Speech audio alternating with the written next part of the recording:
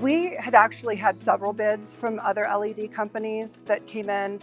The difference that EOS made was that their products and their installation and everything was much more affordable to begin with.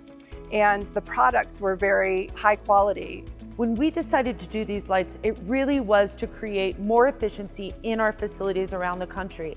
We started in our Nashville warehouse, and it was so successful that we decided to do that lighting here in Denver. You'll notice when you're here in this warehouse that the lights are not on when people are not in those areas.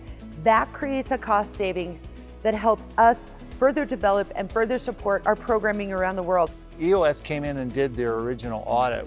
My estimation, about 80% of the light never left the ceiling or never left the fixture. What we engineered for them was a UFO style fixture that cuts the energy usage by about 85% from their previous solution. Really looking at that return on investment and shortening the time, we cut our monthly electric bills from about an average of $5,500 a month to about $2,500, and sometimes even lower than that.